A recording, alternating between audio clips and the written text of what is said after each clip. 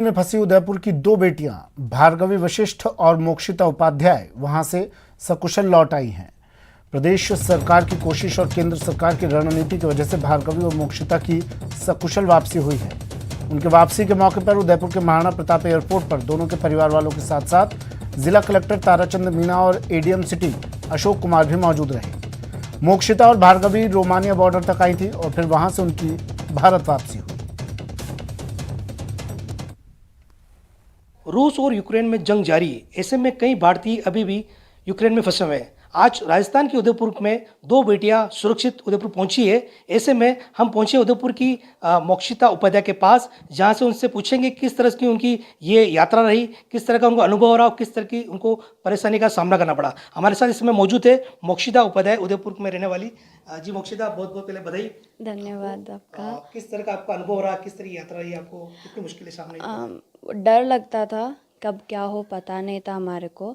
फिर हमारे कंसल्टेंट जो थे हमारे यहाँ पे चंडीगढ़ के अंदर, सुनील शर्मा सर, उन्होंने हमारी बहुत हेल्प करी उस चीज़ के अंदर। तो हमने एम्बेसी के अंदर हमारे नाम दिए थे सब बच्चों के, फॉर्म्स फिल किए, फिर हमारे स्लॉट्स निकले थे। उसके स्लॉट्स के हिसाब से फिर हम लोगों को, बच्चों को रोमानिया बॉर्डर की तरफ भेजा गया था। तो रोमानिया बॉर्डर से कुछ किलोमीटर्स दूर हमारे को छोड़ा गया था क्योंकि वहाँ ट्रैफिक जैम था। फिर हम वहाँ से पैदल गए थे, तो फिर बाद में हमारे को थोड़ी देर वहाँ रुकना पड़ा। हमारा इमिग्रेशन का काम हुआ सारा, फिर हमने बॉर्डर क्रॉस किया था और हमारे को ये बोला गया था कि जो हमारी गाड़ियाँ हैं उन गाड़ियों के ऊपर इंडियन फ्लैग्स लगा के रखेंगे ताकि हम इजी वे में ट्रैवल कर सकें बॉर्डर्स पे। फिर हम उधर की साइड गए तो हमारे जो कंसल्टेंट थे वो सर हमारे उधर की साइड रोमानिया बॉर्डर के उधर हमारा वेट कर रहे थे। वो आए, हमारा इमिग्रेशन प्रोसेस कंप्लीट हुआ। फिर हमें वहाँ से जो है हमारे को एयरपोर्ट भेजा गया था डायरेक्ट। फिर हमारे एयरपोर्ट पे जाते ही हम लोगों के जो टिकट्स वगैरह थे वो वहाँ पे रेडी थे। जाते हमारे को वहाँ पे टिकट्स हुआ, फिर हमारे को वहाँ पे चेक इन करा के हमारे को ऐसे बोर्डिंग का टाइम हो गया था, लाइक हमें आधा घंटा रुकना पड़ा था केवल। वो जो समय था जहाँ हमें चलना पड़ा था वो ऐसा था कि हमें सब साथ में थे, कुछ कह नहीं सकते किसी को, सब जने सेम चीज़ फील कर रहे थे, सब जने थक रहे हैं, सबको डर लग रहा है, बट सब जने थे साथ में, सबको पता है हमें निकलना है यहाँ से। तो सब जने उस जोश में चले गए, डर में थे, तो हम निकल गए उधर से जैसे तैसे करके। जब इसका आने का हुआ तो पहले तो क्या न्यूज़ देख रहे तो बहुत डर लग रहा था, क्या होगा क्या होगा, बच्ची कैसे होगी।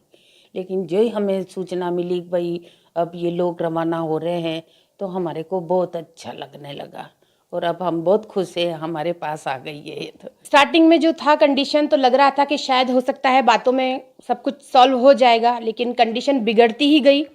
बिगड़ते बिगड़ते कंडीशन इतनी पहुंच गई कि का तो बहुत ही वो हुआ है। लेकिन खुशी बस थोड़ी सी इतनी थी कि बच्चे उस जगह से दूर थे जहाँ पर ऐसा कुछ नहीं हो रहा था। पर हालात जिस तरह से बिगड़ रहे थे तो पिछले 3 दिन जो थे वो बहुत ही बुरे निकले कि ना कुछ खाने का पता था, बस केवल फ़ोन कॉल्स थे। सब लोगों को यही चिंता थी कि बच्चे इतना दूर है, तो बहुत टेंशन थी। फिर जब ये हुआ कि इंडियन गवर्नमेंट ने जो मिशन चलाया कि अब बच्चे जो हैं वो वापस आ रहे हैं, बच्चे का जब सेकंड स्लॉट में हुआ तो थोड़ी खुशी हुई, तकलीफ़ें देखी बच्चों ने, पर फाइनली जब है कि बच्चे रवाना हुए दिल्ली के लिए तो बहुत राहत की सांस ली हम लोगों ने कि हमारे बच्चे फाइनली हमारे पास आ रहे हैं। दिल्ली पहुंचने के बाद फिर हम लोग रिलैक्स थे। सबसे पहले तो मैं इंडियन गवर्नमेंट को बहुत बहुत धन्यवाद दूंगी कि उन्होंने इतने बच्चों को वहाँ से बहुत ही सुरक्षित अपने माता पिता के पास पहुँचाया। और उनसे मेरा यही विनम्र निवेदन है कि जैसे हमारे बच्चों को हमारे पास पहुँचाया, हमारे परिवार में खुशी का माहौल है, वैसे बहुत सारे बच्चे वहाँ हैं जिनके माता पिता बहुत चिंतित हैं, उन्हें वापस जल्दी से जल्दी लेके